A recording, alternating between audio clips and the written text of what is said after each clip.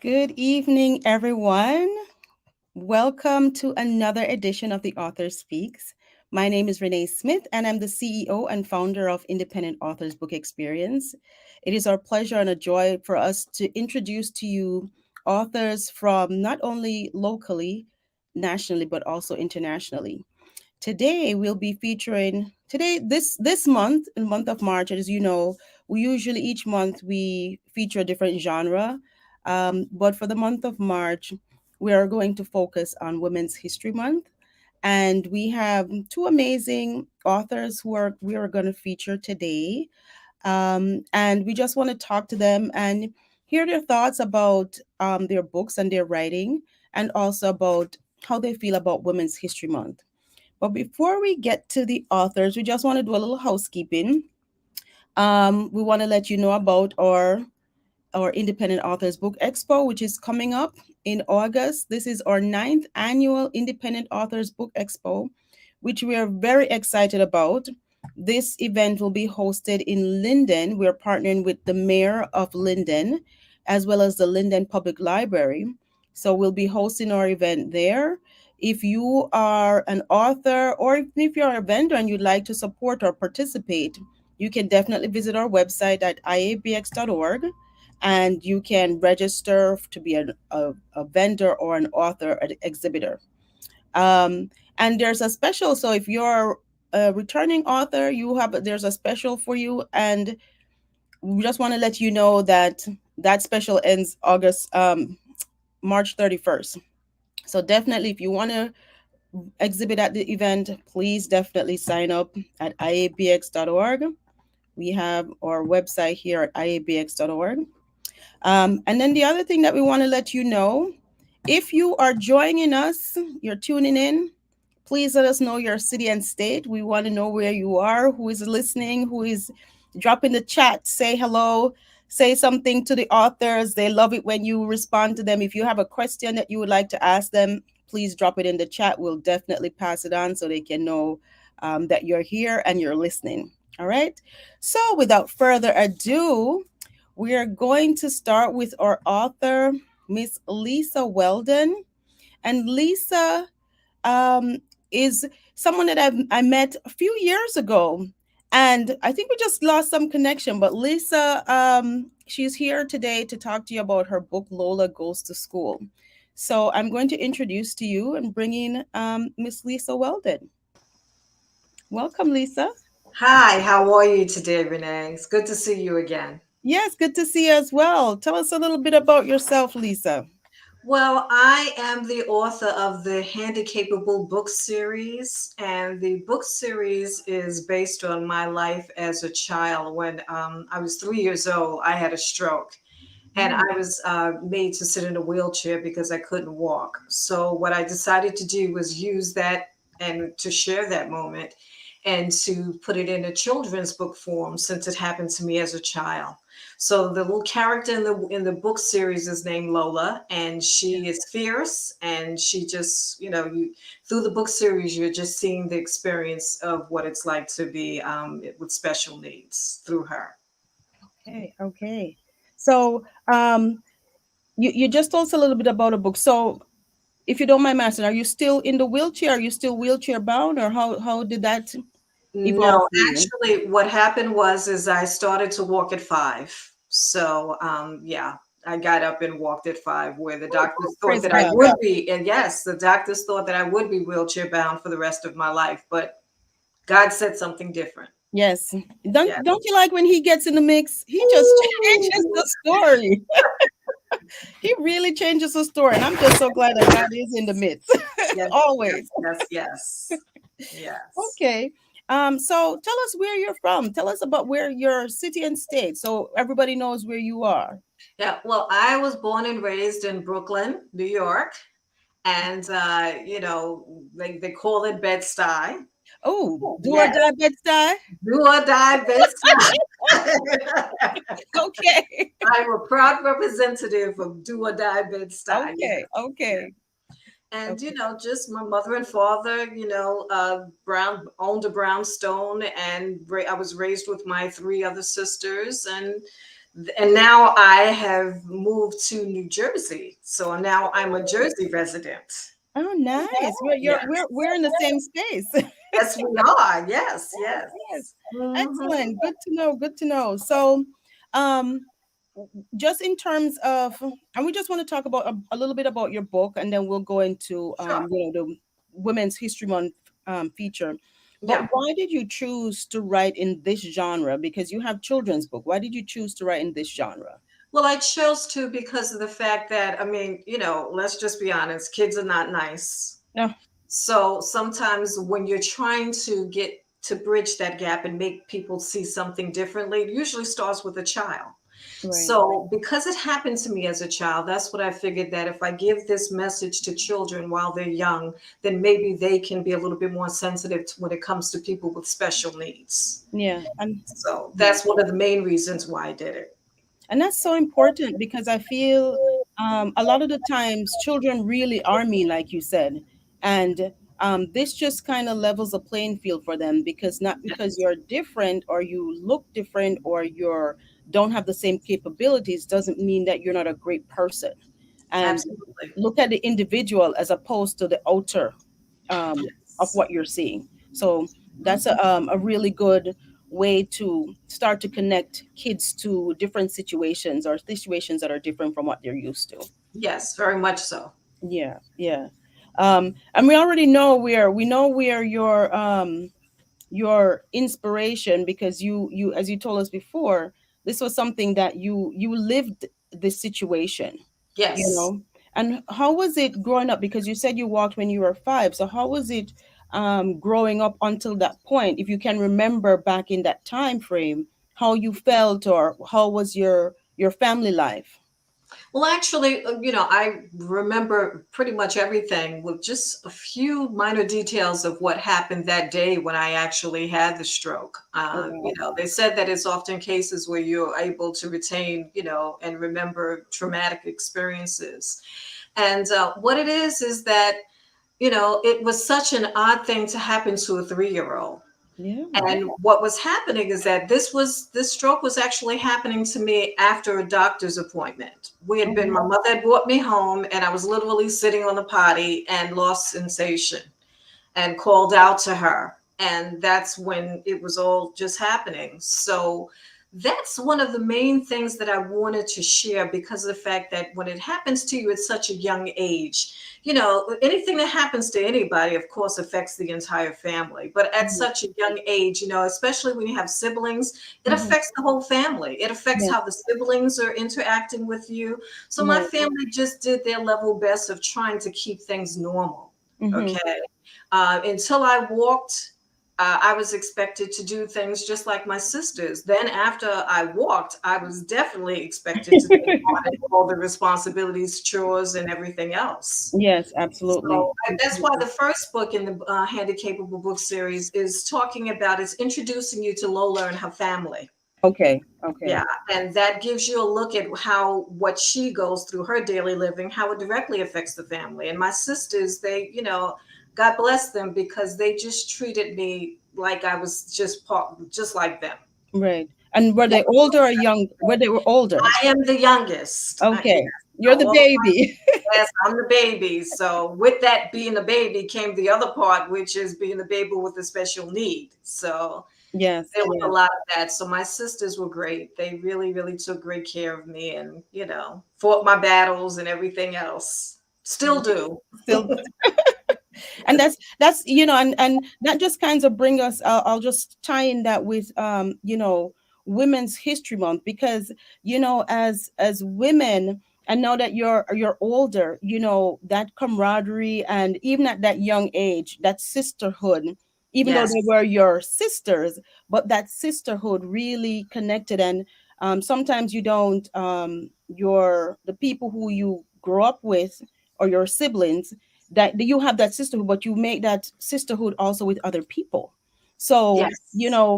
um, what does Women's History Month mean for you as a woman who has gone through so much and has dealt with and seen some things that are different from what other women would have seen? Right. Well, women's history is awesome. I'm just so grateful that we're actually acknowledging, all of the strides that women have made. It's especially important to me because of the fact that, I always say this to my husband, it's a good thing I didn't have any daughters, because if I did, they probably wouldn't like me very much, because I just take so much pride in being a woman, and the fact that we are so capable of everything, and Yeah, and get so little credit for it sometimes. So I really appreciate Women's History Month, because I think that it finally gives us a chance to celebrate one another, yeah, to kind of highlight the special things that women do and how capable we are to do just about anything we put our mind to. So it's a gift. yeah, Women's Month is a gift, yeah, because it finally lets us see some of the things that we ordinarily wouldn't be able to see. absolutely, absolutely. Yes. And I think, like you said, it gives us an opportunity to just pause and say, um, we are women, let's celebrate each other, because I don't think we do that often enough. And I see Desi, I don't know if Desi is a male or female, but Desi says, Lisa, you're an amazing woman and an inspiration to all. So for your Women's History Month, Lisa, we are celebrating you as an amazing and inspirational person. So here we are Yes. giving everybody, we're giving flowers now, so that, because one of those things is, as women, it's because we have had to fight so much to get to this point, that oftentimes we are still fighting each other. Yes. So it's good when we have the opportunity to just pause and just let's lift everybody up, each and everyone, all your unique qualities, and just acknowledge each other. So definitely celebrating each other today in Women's History Month. And Yes. it's what do you think about, we have the phrase empowered women, because that is something that gets thrown around. I don't say thrown around, but it's used a lot. Empowered women or empower women. How do we live that in your daily life? How do you help to empower other women? Well, my mother was a strong advocate of making her daughters strong. And she really, really, she just impressed upon us that it was of utmost importance to be able to have a voice, and to be able to make sure that you can express things, because you know how it is. If you're too strong, then you're called one thing. If you're too meek, then you're overlooked. We Mhm, didn't get a chance Women didn't get a chance to vote until the 1920s. So to incorporate it in my daily life, what I try to do is, to these young women, I mhm. try to give them tools to think in terms of how special they are, to love themselves, to Right. not worry about how they're going to be created, but to create themselves, and the version of themselves that they want people to see. So women empowerment means all of that to me. It just means us sisters speaking to each other as sisters, and not necessarily, hating on one another for Mhm. our attributes, whether they be small or large, or discouraging because you seem to be advancing in an area better or quicker than someone else. I Yeah. think it's just important for us to just be able to acknowledge the fact that we all have a place in Yes. this world, Yes. and to empower each other is lifting that other sister up instead of tearing her down. To Ab- empower each other is to together recognize our greatness and our capabilities. And I think that that's what's so crucial. And I wish we would do more of it. So maybe we're starting, you Yes, know. absolutely. Yes. And I had a conversation with someone yesterday, because I was invited to speak at as for Women's History Month for another program, and Yomi says preach. Welcome, Yomi. And one of the things is, you know, um, someone said to put the ladder, when you get to a certain point, send the ladder down. And that's Yes, a part of empowerment, lifting your sister up, because I think sometimes what happens is we get the feeling that there's only 5 seats at the table. They, right. they they convince you that there are only 5 spots at the table for women. So once the 5 spots are filled, no one else can get a spot at the table. But what they haven't told you is that you can bring your own table. That's right. Bring, but the table can have a leaf in it that you can Yes, expand it. exactly. Bring, And like one you of the said, things, bring your own chair and table if you need to. Yes. exactly. And the thing that what happens is that the people who are at the table, they get nervous and they're convinced that if someone comes in, someone has to go. That is Yes. not the case. There's enough room at the table for everyone. There's enough room at the table for everyone. And the moment we realize that and let that sink in, we're in Yes. a better place, because then that infighting that we have, and that the claws come out type of thing, we will definitely not have that as much as we do now, Yeah, and isn't that the expectation? I mean, I'm definitely not a man basher at all because I love men. So, my husband, he's one of the best things that ever happened to me. But it just seems to be the insecurity that what they see is something that's going to, like maybe thrust them in a different realm or something like that. And if we as sisters could just recognize the fact that the expectation of us is to be catty and to claw at one another and to keep each other down. We Yeah, don't want to give them, the satisfaction of being able to say that about us. So therefore, absolutely. we just need to be able to respect each other for what we bring to the table. Yeah, What you have is different. That's for you. What I have is for me, and yeah, all of it put together makes the perfect ingredients to succeed. absolutely, absolutely. And one of the things is, um when you think about your writing journey, is there any females that, um, past or present, who have inspired you on your journey? Are there any females? I'm sure you have a few, but let us know, who are the individuals that, or women that have inspired you. Well, there's always the famous Maya Angelou. Of Yes, course, there's Toni Morrison. I just love, love, love Toni Morrison. The yes, way that she uses her characters to kind of paint the picture, like the characters themselves paint the picture more than some of the descriptions that she yes. gives. And lately, I've been really enjoying Stacey Abrams, Oh, who is what she and I have in common is that we've always had this fixation of about words. Like I've mm, always loved words, and when I read that that's what one of her favorite things was. Her mother was a librarian, and she uh-huh. spent a lot of time in the Yes, library sitting yes, on the floor. So the extraordinary ability that she has to use words to express is amazing to me. So those are some of the one I could go on about authors forever because I love reading. So yeah, yes, but those and three stand out to me. yes, yes. And I think I see you always say same here. She's brilliant. So, Yes, we have other people who are reading, and it's good to know, because, a lot of the times you, as authors, I love to read. I me. don't necessarily read the popular books. I read different authors. I'll just grab a book. But it's always good to share other authors that are writing, or other people that are writing, because you might like, oh, I know Stacey Adams, but I just never even. I know I've seen her books, but I'm like, it just never connected. And now that you say that, now I'm gonna have to check check. Yes, I actually shared the book with my friend Yomi that you see comments in here, and she enjoyed it, and so it's something that you're not necessarily expecting from Stacey Abrams, but she Mhm. definitely has a gift there Yes, that's worth looking into. Yeah. we definitely have to check that out. And I just want to let those, anyone who is on the watching our show at this time, if you have any questions for our author Lisa, definitely drop it in the chat, and we'll ask her those questions in addition to whatever we have here. But definitely drop your questions in your chat for Lisa. Um, and then just going back to your writing, what would you say was the hardest part of writing, whether this your first book or your second book, or just writing in general? What is the hardest part for you?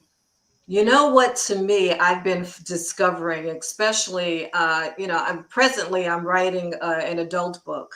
It's going to be kind of somewhat of a memoir type thing, but it's also going to be what I'm referring to as my love letter to my parents, and Okay. it's called "Mommy and Daddy, It's Not Your Fault," and it's Mm-hmm. basically just discussing the plight that parents would that have special needs children go through. So I'm sharing my own experiences in the book as well. But just go back to answer your question.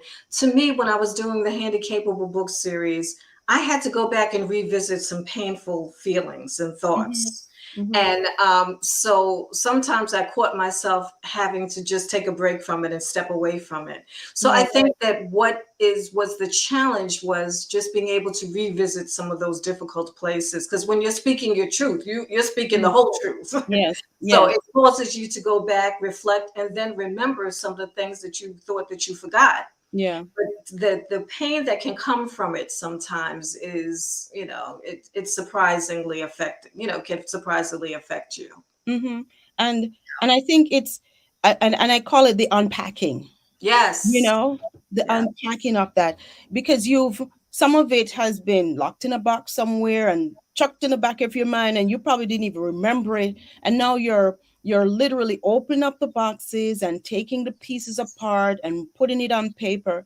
And I can only imagine how painful and traumatic some of those experiences can be, Yes. especially when you are talking about you know um, uh, when what you went through as a child, going Mhm. through the stroke, then Yes. having to be in a wheelchair, having to deal with the issues from your children, and then even like you said, mom and dad, is not your fault, because one of the things as parents, we everything happens, it's us, you Yes. know and I can only imagine for you as a 3-year-old, for them to find out your child just had a stroke.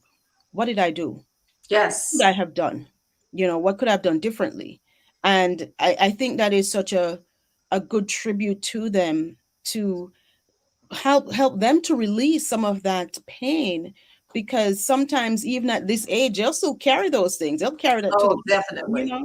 So that Definitely. is a good, I think that is really, really good um to write. And I would love to read that book whenever it gets done. And you know why is not out yet? Because every time I think I'm finished with it, I think of something else that I want to share Yeah.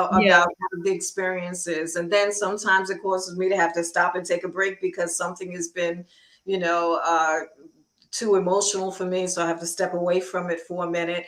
But Yeah. yes, that is my hope to be able to give this to parents who who are enduring this, Yes. and to kind of just pay tribute to my parents the way that they endured it. Yes, So yeah, absolutely. I look forward to finishing it. Yeah.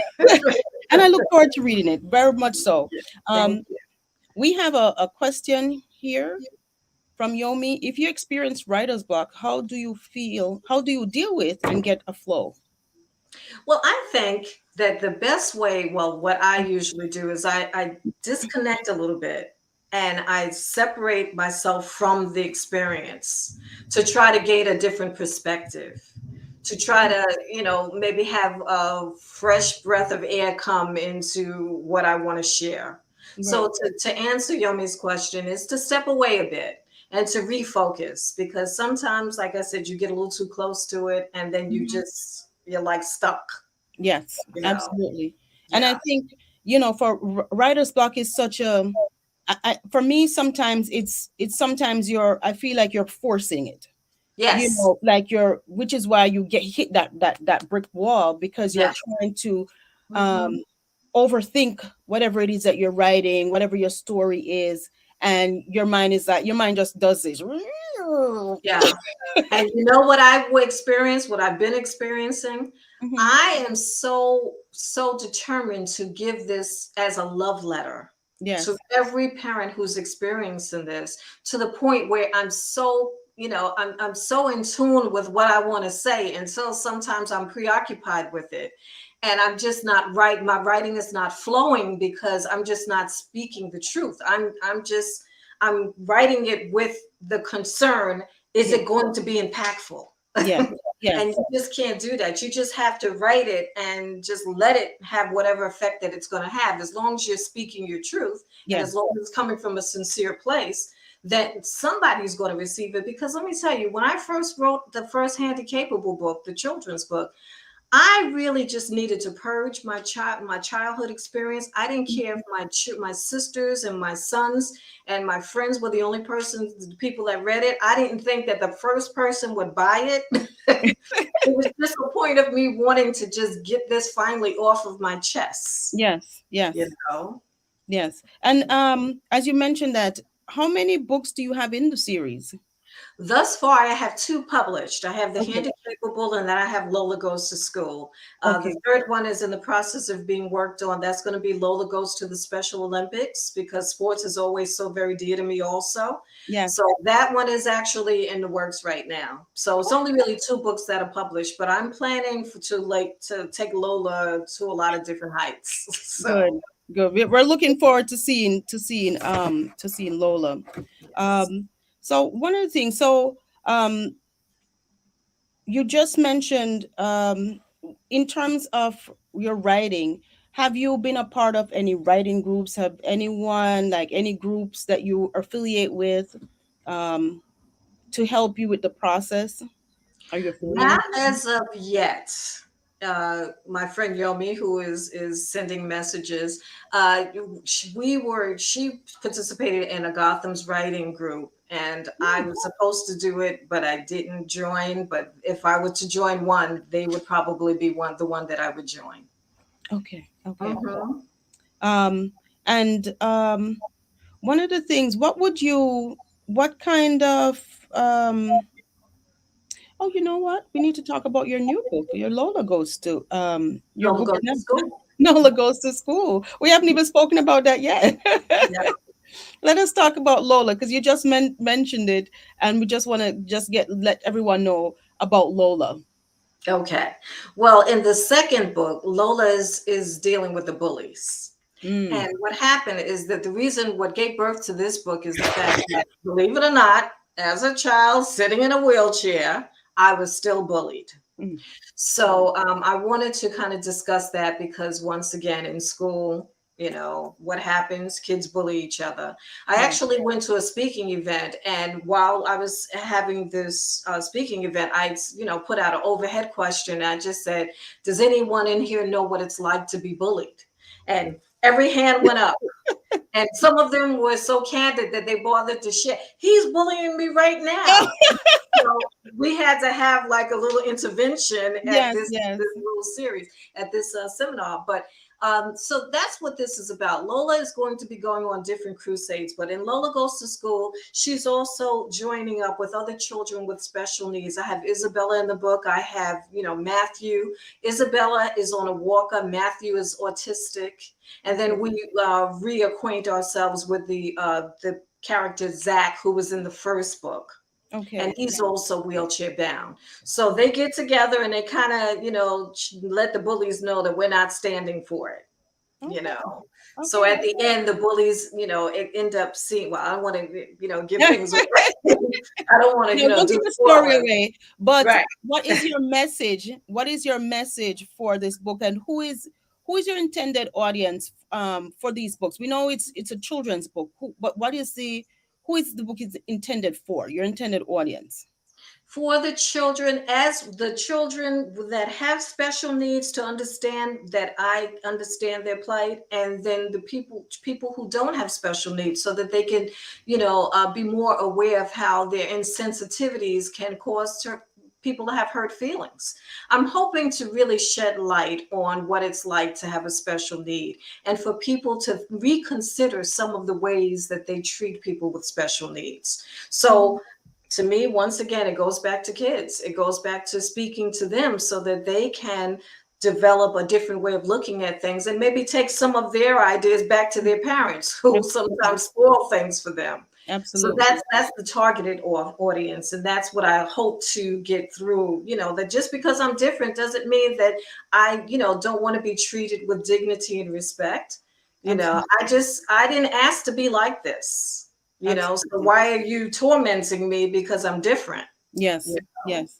Um, We have another question. Does Lola have non-differently abled kids who stand up for her? Not in this book. Oh, but she will in the special Lola Goes to Special Olympics book, and in a future books, I'm planning to also have that be part of it. Yes, That's a very good question very because good question. Very yes, good because question. I think that is the job. I think that's what your mission is with the book, Yes, to have able-bodied children, who are not wheelchair bound, who do not have any kind of special needs yes, issues, that they will now see someone who is being picked on or who is being bullied, and they stand up for them and take on that role as protector, because yes. I think that's important, because they say if you um little bullies become big bullies.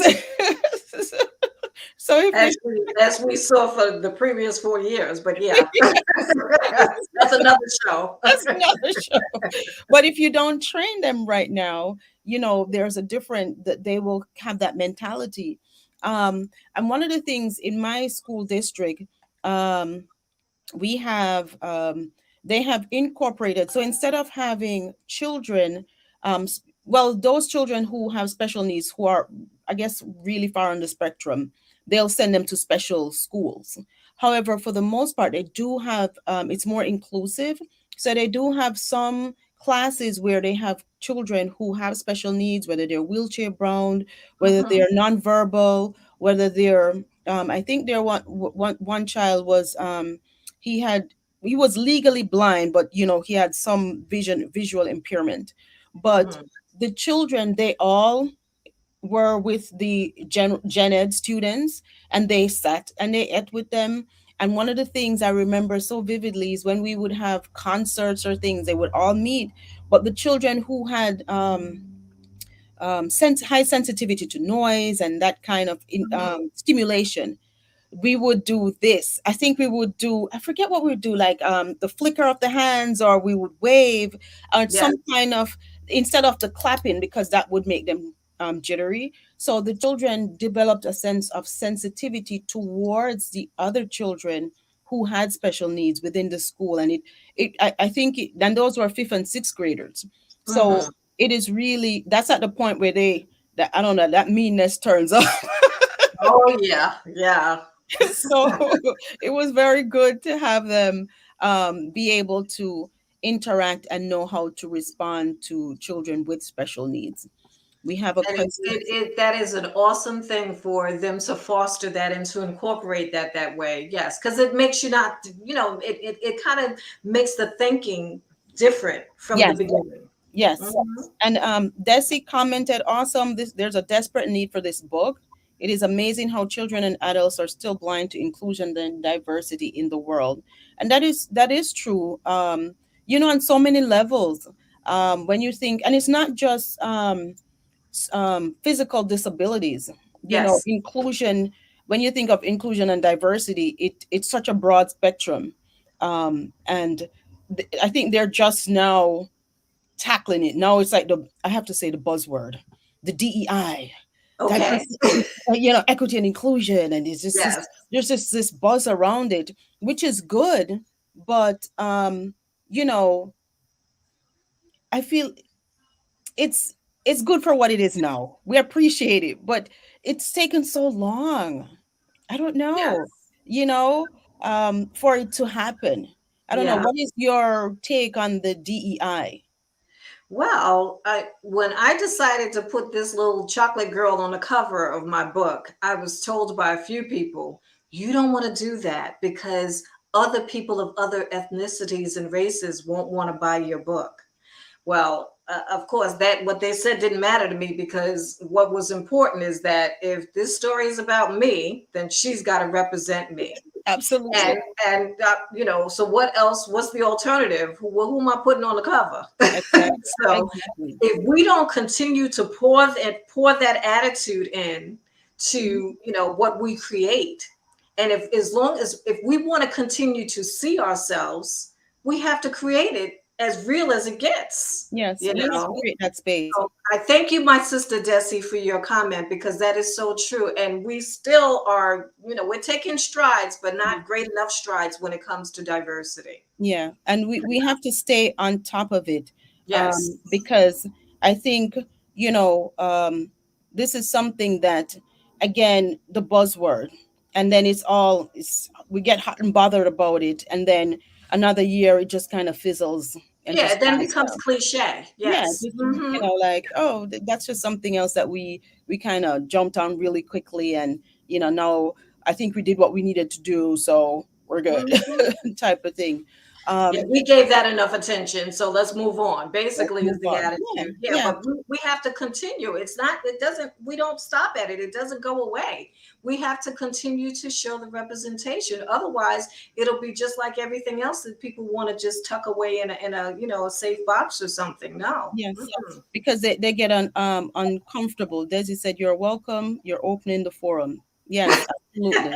Having Yeah. that conversation, bringing it to the table, bringing it to the forefront. Yes.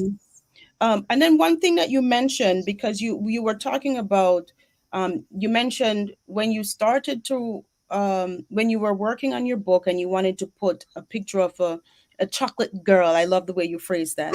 Um, on your cover, there were people who were telling you no, Yeah. and or it wouldn't sell. What advice would you give to an inspiring author who gets in that space where people are telling them, no, this is not what you should do, or when they have a space in their spirit, they're like, this is what I want to do, this is a story I want to tell. What kind of advice would you give to that author? I would tell anybody to listen to their spirit because don't go for what anybody else tells you you should do. We speak the best when we speak our truth. Okay, so if somebody's advising you, as I was advised not to do it, my spirit told me that that wasn't right, and at whatever cost that it was going to be, this had to happen the way that I saw it. So my advice would be for you to use your vision in the way that it is. Don't let somebody else impair your vision to think that you have to do it their way, because your way is going to be the most authentic way that you can do it. Okay. Absolutely. So if you don't do it your way, the authenticity goes out the window, you know. Absolutely. And my sister Yomi can attest to this because she's one of the most authentic people I know. But you have to be in your truth, and your spirit is not going to lead you wrong. So stay with it, and don't be deterred by on Yes. any level of your choices. Mm-hmm. I agree 100% with that. And with going, just kind of bouncing back a little bit with the book, when you were writing, what did you learn about yourself when you were writing this book? Hmm. One of the things that I think that I learned about myself is that I was understanding things much earlier than I thought I was. Mm, Like I was a very old soul for a very long time, which explained why I was the most serious kid that, out of all my friends. Everybody used to tell me, lighten up, stop being so serious. But I saw so much at such a young age, and I had to adjust, and I had mhm, to figure out ways to make things make sense for the way that I was living. So I right. think what I found out about myself is that I was doing this without being told how to do it. Mm, And something is like the inclination just kicked in, and it just told me that I didn't want to cry in front of my parents because I felt like they were going through enough already. I didn't mm, want to show if I was in pain because I knew that it would affect them and make them sad. So these things, the way that I was processing things, I wasn't even aware that I was doing that at such a wow. young age. Wow. So I think that to say about anything that I've discovered in writing any of these books, Hmm. that would be it. That I Wow. was really more in tune with how to problem solve than I could have Yes. imagined I would Yeah. be. And the And protectiveness of yes. others, I think, kicked in because I knew what was happening to me. I wouldn't dare want anybody else to go through it. So my protectiveness kicked in, and I wanted to just make sure everybody else was okay with what I was going through, believe it or not. At that young age, right? At It's that young age. Yeah, yeah. That's Yeah. interesting. I'm and it brings to mind Do you think that children who go through traumatic experiences are more, I find that they're more mature Oh, definitely. than, because they have to face a reality that they have to grow up so quickly. Children who have cancer, any kind of cancer, any disability, especially when they're not on a spectrum, and they can process information, I want to say fully. Yeah. I'm not sure what the right word is, but Hmm. you're so much more mature, because you have to, that reality is just hitting you in the face. It's, you grow up like literally overnight. You're dealing with very adult things, okay? Yeah. Even to the point of trying to figure out how to make your adjustments. And like, for example, I did gain the ability to walk, but the paralysis affected my left side. So I'm still unable to use my left hand, and I still walk with a limp. Okay. So when I'm just figuring out how to make the adjustments and how to do things, Mm-hmm. like, that's part of it. That's another reason why you mature so quickly, because you can't just say, oh, how do I do this, how do I do it? You have to figure these things out as you go along, because Yeah. there's no textbook to tell you how to get through these moments. So I Right. think that that's what also led to the being way beyond your years, because I didn't have the luxury of a lot of things that in the children get to do and get to experience, because I was dealing with all type of procedures that had to be Mm. happen, all that different surgeries that had to occur. Yes. And then on top of it, I had to figure out how to manage all of that and navigate through all those things Yeah. while I'm still, three, four, five, and six. you That's know, that's a, that's a lot. That's a heavy load for a child to carry. it is. It is. And even, I mean, that's a heavy load for anyone to carry. Period. Yeah. Especially for a 3-year old, a 4 or 5, and thankfully you got past that stage where you were able to now be mobile. But what about those children who aren't, that is Right. their reality, their full reality. There is Yes. no okay, I'm getting to walk in another couple of, how do they, um does your book, this is a question, and as I'm talking, the questions are coming. You're coming up. Does your book deal with the fact that, does Lola ever walk, or is she always in the wheelchair?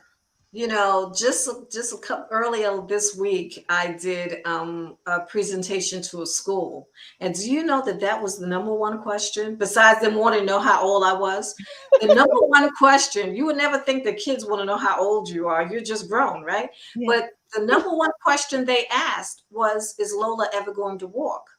Now, this is something that I went back and forth in my mind about, because a part of me wanted to keep her in the chair. And then the other part of me said, well, I can't keep her in the chair because I walked. So I want to show her progression. Right. So, what I'm planning to do is I'm going to do a few more books with her not walking. And I Yes. kind of imply it, once again, spoiler alert, I Yes. kind of imply it in one of the books, but eventually she will walk. Okay. Okay. Yes. And it, when I think about, because when you think of like, so I have a book series, a children's book series as well, and it's a Freddie series, and Freddie is 9. And I just, same thing when I did a presentation. She, does Freddie have a sister or a brother? You should give him a sister or brother. I haven't gotten to it yet. I started working on the story, but the you once you start to introduce different elements, it changes the dynamic of the book. Yes, And it does. the message that you want to keep Lola in that space, because she has a message for children in that space. Once Yes. she walks, she loses that space, and Yeah, but but one I, of the I understand what you're saying, but I'm just saying that, I understand how you could have that tussle, like your yes, truth was yes, that you walked. yes. So But at the same time, I don't want to take away from what it's like to still have to sit in that chair. But yes, see, yes. just as she walked, uh, and I still continue to wear the, if you, for lack of a better term, the scars of what I went through. Hmm. Maybe what I will think in terms of doing is let her also do that, because I'm still considered to be other than able. Okay. Okay. So yeah, so the jury is kind of sort of still out on it, Yeah. but because I to just decide between the two, where do I really want this to go, and Hmm. what the progression is. Yeah, so Yeah. yeah. Okay. We're working it through with you. Yeah, and I appreciate it too. I'm excited, and I think and I think it was Yomi or Desi said we need more books like this in out there, because I think there are a lot more authors now who are touching on that subject, Yes. because before, I think years ago, it was more so taboo. You couldn't talk about the disability. You couldn't talk about what was going on. The child was locked off, closed off over here, and they Oh never yeah. interacted, separate schools, Yes. all this. So I think as we though as we get more open with the idea of and that integration and that diversity and inclusion, I think um more books will come out about the things that the children in in this space Yes. are undergoing, or have gone through. So Yeah. yeah, yeah. There was a question here. I wanted to go back to it. The question was, do you journal? Yes, I do. Yeah. Yes, I do. And you know what? That's another thing. When you journal, you find out that you have another book in there somewhere. You know what it is? Because what you're doing is that when you're there's usually nothing more powerful than putting your thoughts on paper. And when you do that, sometimes you can work things out. Yes. Sometimes you're realizing something because it comes from here and then it goes there, and you're realizing something that you didn't think you were really holding in, and that comes out. So yes, journaling, I recommend journaling to anybody. It's one of the best forms of therapy to Y- get things off your chest. it's interesting because I I've always wanted to journal, but I find that I get so overwhelmed with my thoughts to put them Oh, on the paper. no Like, better reason than to put them on paper if you're overwhelmed with the books, because it has a sense of there'll be the sense of organization then. You know, yes, yes. I will yeah. try it. I've always said I listened to a webinar, and the gentleman, it was on um I think gratitude. And what he said, he works, I think he was like an executive at Investors Bank, just the Mhm. bank pressure and everything. So he said that every day, what he would do, or what he does, is he gets in and he writes three things that he was grateful for during the day, and it helps him to bring the day into perspective, because there are so many things going on. And he said it could be something simple as someone let me pass them in the line, you know but he was grateful for it because he got his lunch soon or something. So um I started to do that in my own way. I didn't write it down, but I before I when I'm in bed and I'm just in my quiet moment, I Yeah, start to think, okay, what three good things happened to me today? you yeah. know what happened, and just being that gratitude space, because a lot of the times we are so focused on um all the negative that we don't see all the positive things that are happening around us. So And that is definitely a good reason to journal, because let me tell you, I've been given journals as gifts, and I would just put them and they would sit someplace and collect dust. And then one day I had said to myself, you know what, I'm going to start writing things. And you know what I started to do? I have a Jason journal, which is my grandson. And I have a Kyrie journal, which is my granddaughter. So what I'm doing is I'm actually journaling things, and I'm also writing things to them through my okay. journal.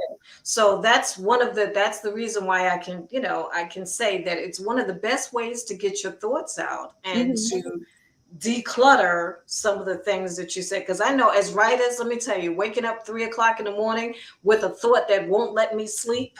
Okay. Am I preaching right now? Okay. Preaching to the choir. I mean, what I've learned to do is I've learned to take my notepad on my phone and put it at my bedside, because if 3 o'clock in the morning I get a thought, I have to jot it down because I will not Mm. be able to go back to sleep. Yes. I And can't. when you get up, you won't remember it. So you have to Right. put it down. Yes.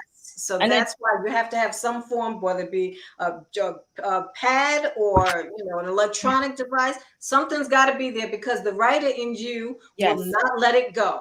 yes, yes, absolutely. And I want to tell you that my first children's book, The Great Compost Heap, was it literally came to me in a dream. And I Oh. woke up and I didn't want to disturb my husband, so I had the tissue box. And I literally was just writing on the tissue box in the dark all my thoughts. I was like, okay. So as soon as I got up, I just, all the little points that I jotted down, and I just started writing and writing and writing. It's like, what are you doing? Like, shh, shh, I gotta get it out. I gotta get it out. It's a blessing and a curse. Yeah, Okay. and I You can't finished the control story. it. Yeah, I just had to get the story out. So that story came out at 3 o'clock in the morning, and that's all my stories are at 3 in the morning. They are 2, 3 o'clock. That's my best time to write because it's quiet in my house. I've come down from the day. I have 3 boys, so my house is always moving and rocking. That's my quiet time, and I can actually think and just put my thoughts together. So definitely, I you're preaching to the choir with that 3 o'clock. Definitely, I'm there with you, Lisa. So much so. Yes. We have a comment here. Yomi said, "I used to journal consistently, and I got overwhelmed, but recently started again. Definitely therapeutic. Good to release those emotions, even if overwhelming." Yes, Very yes. true. Yeah, so I'm going to um and it's not for lack of, I have like a million books, little journal books, because they people give me, I always have notebooks around. There's one in my bag, there's one in my car. I always have notebooks all around. So there's no shortage of notebooks to write my thoughts down.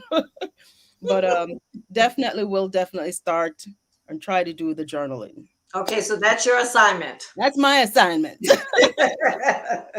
So going off of where we are with that, before we get out of here, I always like to ask these questions. Do you use pen and paper or the computer? I'm guilty of doing both. Okay. Okay. And there's something that's still so authentic about using a pen and paper, but you can't deny modern technology and spell check and grammar check. So, I use both. Yeah. Yeah. And for me, I start with pen and paper. So Yes. I have to get my thoughts down on pen and paper, and I have tons of notebook. My notebook is right behind me here. Never so I write, everything is in my notebook, and if you can see, I start and then I draw the arrows and swing things back around, and Doesn't it kind of make you feel a little bit like a crazy person though when you look back at it? yeah, yeah, it does, it does. And I will admit I'm a little crazy, so it's okay. But then when I want to start to edit, I put it on the computer because it's easier for me to, Yes. cut and Move paste things and copy and around. yeah. Yes. So, but I definitely start with my notebook, because there's just something about writing it down that feels good to me. So I always, I have a writers group. Right here. Yeah, I have a writers group, and I tell them write it down, because one of the things is we're so inundated with information, and I want to say stuff, that there are times when you said, no, I'm going to remember it. You walk away and you forget. On. Gone. You cannot bring that thing back to life if you try. So for me, I always tell them, carry a notebook. If you're a technology person and you have your phone, you have your notes, make a note of it in your phone. Or if you have your little notebook in your bag, write it down. See, I have tons. I have tons. They're all over the house. No. They're But all over. what I want to say to you, Renee, like you talk your website. and everything about the independent authors experience. The It's very helpful because throughout, the day when I get emails from you all, and whether you're, talking about the subject of staying motivated, or how to continue to connect with your characters, or whatever it's very, very helpful and very informative. So I want to thank you for that. I really Thank want to you. thank you for that, because you're you don't know how sometimes it was perfect timing when you came up and I opened up an email, and one of your emails came up and it was suggesting something that I was probably struggling with. I So I appreciate that. appreciate that. I appreciate you saying that because you send out emails and you see your statistics or whatever, but to actually hear someone, an author, say, hey, this was helpful, I Yes. appreciated this tip or something. So it really makes us feel good about what we're doing, because really that is our mission, to support authors and to promote literacy. Mhm. So I appreciate you saying that, because that is very important for us. That is our goal, to support authors locally, nationally, internationally, in whatever way that we can, and to keep you motivated, because sometimes life happens, you Yes. know, and you just don't even want, sometimes you just don't even want to get out of bed. It's that bad. But we just having, sometimes you get a little tip and you're like, that's what I needed for today, Yeah. so I appreciate you saying that. We do pride ourselves on trying to get to, okay, what do you think like when I have my writers group, my writers will say, Renee, what about so and so? And I say, oh, if they're asking, somebody else you might need that information. Absolutely. Yeah. We just go to town and start writing about some, whatever it might be. So thank you, I appreciate that. um, Mhm. so before, I know we are getting close to the end, and before we do, I want to let the people know where we can find you. Tell us where you are, Lisa, how we can. Yes.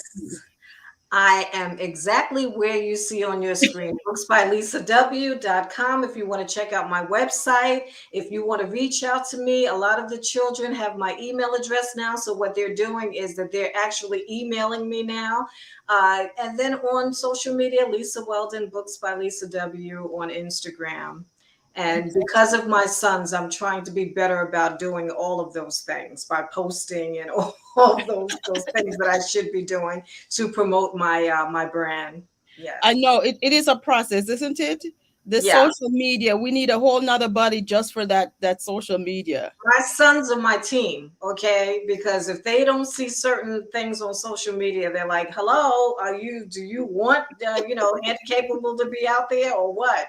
So they've been getting on me, and rightfully so, because I'm Yes, so bad at it. But yes, it's the perfect opportunity to share information, and I should do better at it. But yes, I'm yes. stepping into 2022 with the right kind of motivation and attitude. Yes, yes. I tell, when we started this year, I said 2022 is the year of intention. It's Yes, the year of excellent. intention. Yes. So we are going to be intentional about everything that we do for 2022. That did not mean for that to rhyme, but it did. But I just want For now. But I just want to say thank you, Lisa, for being here with me today and celebrating Women's History Month and just chatting with me about your project. Just telling the people who you are and what you have done, and where we can see you. It is enlightening, and we just want to wish you all the best in all that you're doing with your writing and your stories that you're telling about Lola, because we need Lola to share her story and to Thank you. help others to feel comfortable in their space. So we just want to Yes. thank you, and we appreciate you, and we hope to see you at the book expo. We just want to just plug I'll that be again. there. Um, Love It 2022 intent. Yes. Oh, we have Deborah. Yes. Deborah just popped in. What a wonderful program. I'm touched, inspired, and extremely proud of my baby sis. Oh, See, you I ain't. told you. She's been talking about you the whole program, big sis. So thank you for supporting your sister Lisa in what her experience. And I'm sure you have a story too. So you should be working with your sister Lisa to write your story, Deborah. She's like, I didn't come here for that. But thank you. And Lonnie says, thank you, IABX. This was awesome. Thank you for being a part of our program. And we just want to let you know that we have our authors, our ninth annual Independent Authors Book Expo coming up on August 6th. It's a Saturday from 11 a.m. to 5 p.m. at the Linden Public Library. And our theme for this year is Cannonball into Literacy, Dive into a Good Book. And Lola Goes to School is a great book for your child to read. So we want you to come and dive into that good book and learn a little bit more about Lola. And we have a lot, check out our website, iabx.org. We have a lot of great authors who are going to be presenting. And we just want you to come and enjoy it because this is for you. Our mission is to promote literacy for all ages. And no matter what age you are, definitely come out and be a part of the program. So thank you again, Lisa, for being here. Thank you, Desi, Yomi, Deborah, and everyone who have been here with us from the beginning. We just want to tell you thank you. So see you next month. Next month is April, and we usually feature it's Poetry Month. So Oh, come out and share. We're gonna have an awesome lineup of poets, and we also have our poetry pastry and punch coming up in April. So stay tuned to our website. You'll hear more information about it. And if you are a poet and you'd like to perform at our event, definitely um, check us out and sign up. All right. Oh, before we go, great presentation. As a sister of a special needs brother, I wish there were books like yours available when I was a child. I love Lola and can't wait to hear more about her. You have a fan club, um, thank Lisa. you. The I'm fan tired. club is growing. The fan club Thank is you. growing. So, and as Yoni just said, thank you and happy writing. It was wonderful to have you all here. Take care, Lisa, and for all who are out there in authors world. Until next time, take care and be well. Bye bye, everybody. Bye.